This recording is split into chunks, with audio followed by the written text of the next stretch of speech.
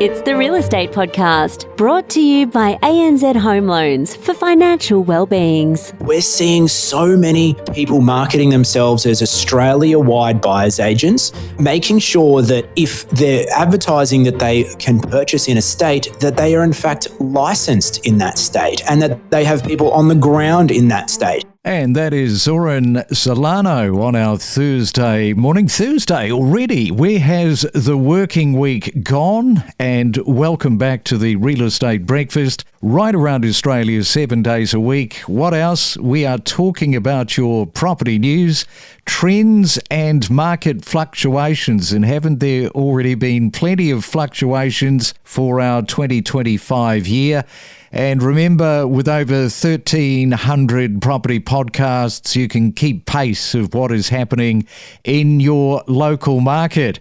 A Thursday morning, as I mentioned, July the 24th, and good morning if you are on the Gold Coast, where the median house price on the Gold Coast is at right around 1.17 million, which makes it the second most expensive property market in Australia behind Sydney.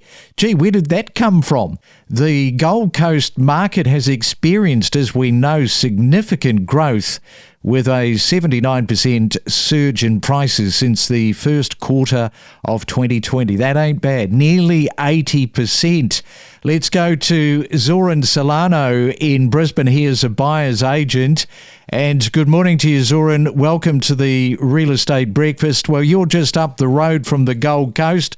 It's a big market, isn't it? All of that growth. Yeah, for sure. It's an active market we're finding ourselves in quite regularly. Yes, and I want to talk about something that the Real Estate Buyers Agents Association of Australia, they talked about older home owners, particularly those aged between 60 and 80. They're increasingly downsizing to access equity and simplify their lifestyle. And recent Finder data shows that around 6% of Australians downsized in the past year due to rising living costs, with retirees leading the charge. Now, REBA says that the movement is gaining traction not just for lifestyle upgrades, but to improve financial flexibility in later life. So, Zoran, what are some of the emotional and financial challenges baby boomers face when downsizing, especially those who haven't transacted in decades? Yeah, mate, it's a lot of pitfalls, a lot of emotions going through these people's minds going through this process. As we all sort of quite often refer to, your home is your biggest asset. And for a lot of people of that demographic, a lot of them might be sitting in a asset-rich, cash-poor position. And this downsizing phenomenon, I think, is in part due to unlock that cash locked in their family home and to give themselves a prolonged period of independence and independent living by downsizing to something a bit more manageable. But the whole process can be pretty overwhelming for them. You mentioned that downsizers often feel like first home buyers. What specific market trends or surprises are catching them off guard in today's market? Because some of these people might not have transacted in 30 years. So I can understand why it does feel like suddenly, oh, it's come 360. We're back to first home buying again. Yeah, that's definitely right. It's definitely a much faster paced market. You know, DocuSign wasn't around in the 90s and we weren't instantly doing contracts on the fly. And so we find that older demographic, you know, they really benefit from some guidance and assistance. And that's what we're seeing at the moment. Up to 30% of our clients who are owner occupying are that specific downsizer demographic. So we're finding that it's very challenging for them, you know, not only to be getting out and about to open homes on weekends, but just keeping pace with the values. You know, the prospective value that they're needing to pay when downsizing is often very confronting. Now, REBA has called for stamp duty reform for over 60s. How far off is the policy change in this area, and what kind of an impact could it have on the broader housing market? I mean, that's the first piece to that.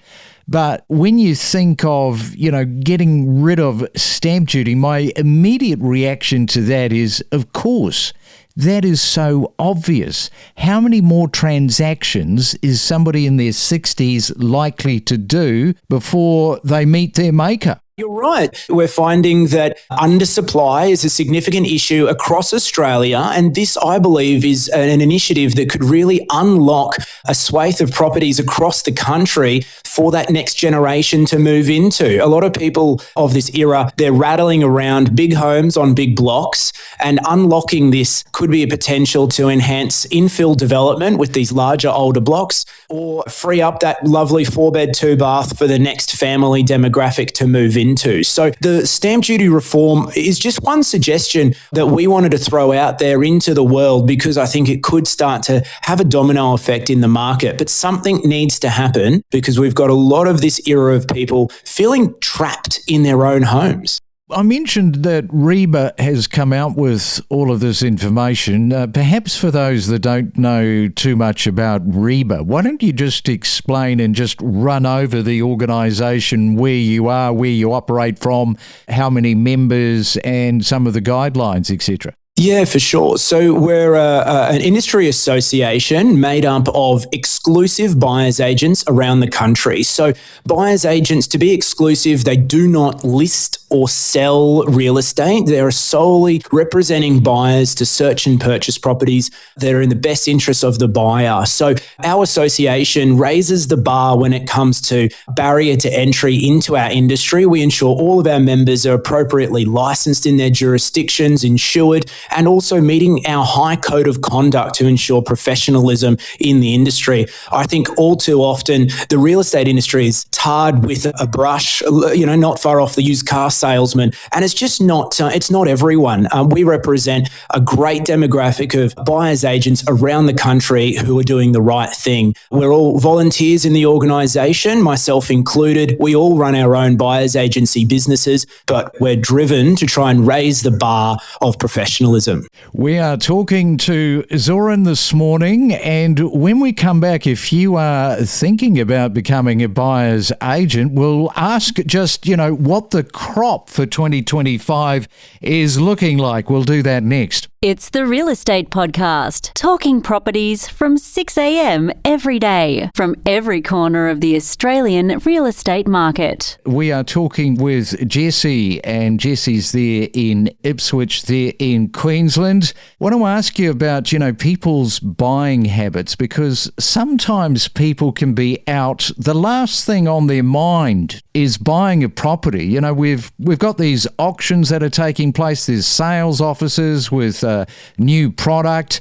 You can be walking and just sort of minding your own business. Suddenly you get the idea, the notion that, hey, I'm going to start bidding on this property, or you sign up for something new. Yeah, definitely. I think they're the best types of purchases personally, spontaneous ones. But it's not uncommon. Like, we see it quite often where people will be driving around an area. They might have gone and looked at another home, or just discovering an area, doing a bit of research, getting a vibe for how it feels, and then wander through an open home that they might have been passing by, and next minute they're filling out an offer form and purchasing it. When they're putting up a sold sticker, they're kind of like, what just happened? That happened quick. But they're usually the happiest buyers, I find. Eager to expand your property expertise? Enhance your real estate know-how with us. It is a Thursday real estate morning. We are talking with Zoran, who is a buyer's agent there in Brisbane. He is working, as you heard just before the break, on a volunteer basis for REBA. Lots of members right across Australia. Buyer's agents. Now, the new ones that, decide to get in, perhaps they aren't part of your organisation. They decide, yes, this is where I can make some money. I'm pretty good with my social media skills. That doesn't necessarily transfer, does it, into being a great buyer's agent, although the illusion of social media, very, very strong. Yeah, I think we've all been catfished at some point on social media, and the buyer's agency world is no different. We're seeing that, unfortunately, from a state-by-state legislation point of view, the barrier to entry to be a buyer's agent is quite low. For consumers, it can become quite difficult to differentiate who has the skills and the runs on the board, I guess you might say, in order to really represent their best interests. As you say, social media is a lovely thing. People can portray themselves as doing all the deals and having all the knowledge, but does that translate to a quality level of service for someone's biggest asset? Yeah, I think as far as the talking to camera especially, if you do that really professionally and you've got these bite-size videos, they might only be 30 seconds long and you're talking about these little professional tips, but you've been in the market for only 5 minutes, but you look extremely authentic. That is very hard for people to get their heads around. So perhaps just step over 2 or 3 things, if you can think of them, in terms of what people should be asking their buyer's agents. And if you're listening in Brisbane, that's where you're based. Yeah, exactly. So first of all, membership of an organisation such as REBA, REBAA, and also potentially your local REI, Real Estate Institute, if they're members of those 2 organisations, you're off to a good start. The next step would be to talk to them about their runs on the board. How long have they been in the industry? What sort of market knowledge do they have in your specific target market?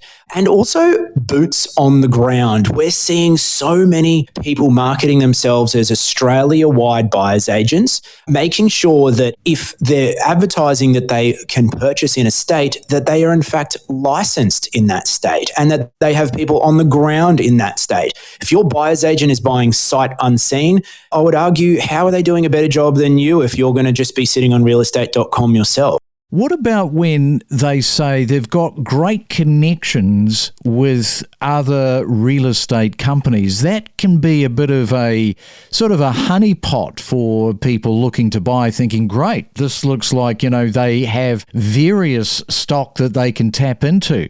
Is that a bit of a problem where there's that sort of offering in the wind? Yeah, so you want to make sure your buyer's agent is independent. I often say it's a bit of a chicken or the egg situation. For us, we make sure our clients' criteria come first, and then we start hunting for the property.